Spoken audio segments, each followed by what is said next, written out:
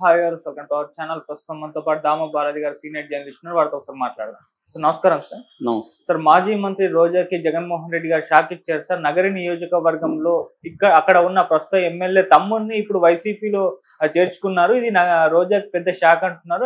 కూటమికి కూడా కొంతమంది షాక్ అని కూడా చెప్తున్నారు. మరి దీన్ని మీరు ఏ విధంగా చూస్తారు? అంటే రోజా గారి భవిష్యత్తు అంటే వైసీపీలో రాజకీయ భవిష్యత్తు అయిపోయింది అనుకోవచ్చా? మీరేం చెప్తారు సార్? ముందు నుంచి కూడా నగిరి నియోజకవర్గం మాది కూడా ఆ నియోజకవర్గమే, నగిరిలోనే ఉంటుంది మా గ్రామం.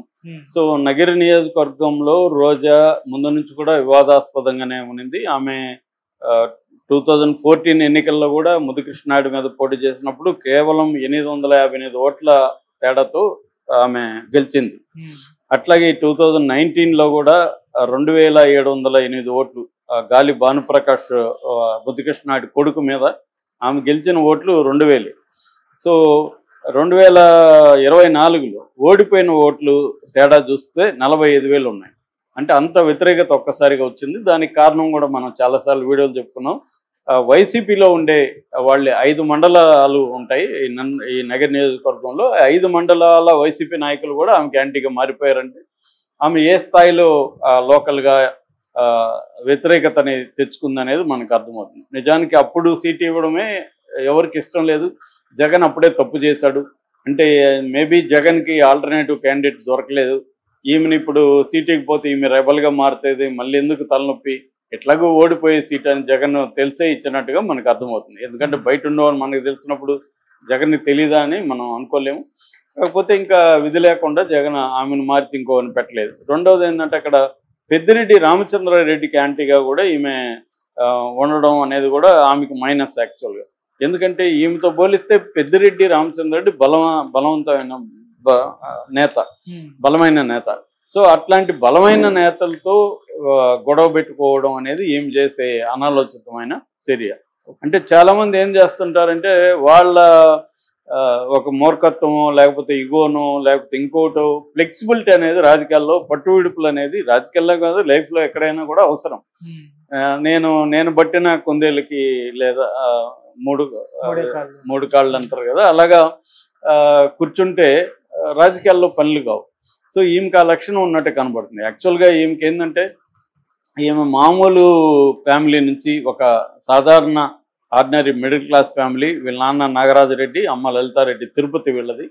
సో అక్కడ ఈమె పద్మావతి మహిళా యూనివర్సిటీలో డిగ్రీ చదివింది. దాని తర్వాత హైదరాబాద్ షిఫ్ట్ అయ్యారు. హైదరాబాద్లో ఈమె ఫస్ట్ ప్రేమ సదస్సు అని, ప్రేమ తపస్సు 91లో రిలీజ్ అయింది రాజేంద్ర ప్రసాద్. దాంతో సినిమాలకు వచ్చింది. అక్కడి నుంచి ఆమె ఖచ్చితంగా ఆమె ఎదుగుదల ఖచ్చితంగా మెచ్చుకోదగింది. ఒక మామూలు దీంట్లో వచ్చిన మహిళ, ఎటువంటి బ్యాక్గ్రౌండ్ లేకుండా సినిమా రంగంలో నిలదొక్కొని ఇటు తమిళ్లో ఇటు తెలుగులో వెళ్ళడం అనేది ఖచ్చితంగా గ్రేట్. అక్కడ నుంచి ఆమె రాజకీయాలకి 98లో తెలుగుదేశంలో చేరి 2009 వరకు తెలుగు మహిళా అధ్యక్షురాలుగా అలాగా ఉన్నింది. ఫైర్ బ్రాండ్గా పేరు తెచ్చుకుంది. అక్కడి నుంచి తెలుగుదేశం నుంచి మళ్ళీ 2009 నుంచి 11 వరకు కాంగ్రెస్లో ఉన్నింది కొద్ది రోజులు.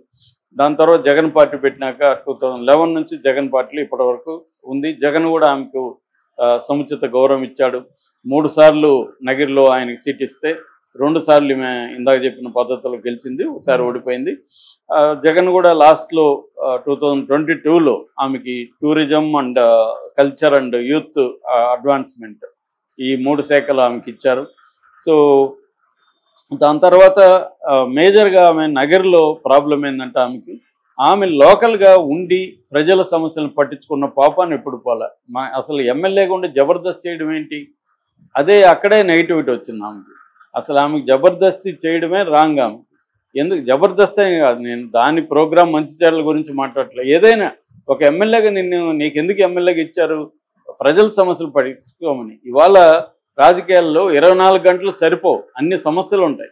నువ్వు 24 అవర్స్ హైదరాబాద్లో కూర్చొని ఇక్కడ జబర్దస్త్ అని అదని ఇదని ఈటీవీకి అంకితం అయిపోయి ఇక్కడ పనిచేస్తూ ఉంటే అక్కడ ఎవరు సమస్యలు పట్టించుకోవాలి? అది కూడా ఈమె గెలవడానికి కారణం ఈమె కంటే కూడా ఆర్కే సెలవుమని. ఎందుకంటే ఆయనది దగ్గరలోని చెంగల్పట్టు నగిరి నియోజకవర్గంలో ప్రధానంగా ఏంటంటే నేత పని వాళ్ళ సమూహాలు ఎక్కువ ఉంటాయన్నమాట. ఆయన కూడా ఆ కులానికి సంబంధించిన వ్యక్తి. ఎవరు వీళ్ళ భర్త.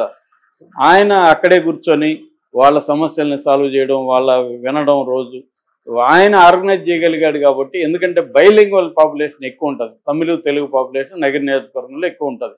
ఆయన తమిళ తెలుగు ఆయన కూడా బైలింగ్వల్, చెంగల్పట్టు కూడా అదే పరిస్థితి. కాబట్టి ఆయన కులము ఆయన ఐడెంటిఫై అయ్యాడు. ఆయన కూర్చొని చేయడం వల్లనే ఈ మాత్రం ఈమెకి వచ్చింది తప్ప ఈమె తన ఒక రకమైన అహంకారపూరిత ధోరణితో ప్రతిపక్షాలను ఎలాగ మాట్లాడుతుందో అదే విధంగా మాట్లాడింది. అంటే మనకేందంటే మనకు కొన్ని క్వాలిటీస్ వల్ల మనం పైకి వస్తాం. అగ్రెసివ్నెస్, లౌడ్గా మాట్లాడడం, ఈ క్వాలిటీస్ వల్ల పైకి గుర్తింపు వస్తుంది, పైకి వచ్చిన తర్వాత దాన్ని మళ్ళీ అదే వెపన్స్ని వాడకూడదు, మార్చాలి, వెపన్స్ మార్చాలి. అది ఈమె చేయలేదు. అదే వెపన్స్ వాడడం, అందరితో దురుసుగా మాట్లాడడం. రాజకీయాల్లో ఏంటంటే మనం అనుకున్నట్టు ఉండదు, అనేక డైనమిక్స్ పనిచేస్తుంటాయి. ఆ డైనమిక్స్లో ఇమడాలి మనిషి, ఇమిడి ఎక్కడ తగ్గాలి అక్కడ తగ్గాలి, ఎక్కడ చూపించాలో అది చూపించాలి. అది ఈమె చేయకుండా నేను జగన్ నాకు అండదండలు ఉన్నాయి, నేను ప్రతిపక్షాలను తిట్టినంతకాలం నాకు తిరుగులేదు అని ఈమె, అందుకని ఈమె ప్రజల్లో కూడా సింపతి కోల్పోయింది. అంటే ప్రత్యర్థుల్ని అతి నీచంగా మాట్లాడడంలో నెంబర్ 1లో నెంబర్ 2లో ఆ ప్లేస్లోకి వెళ్ళిపోయి, దానివల్ల కామన్గా పరిశీలించారు.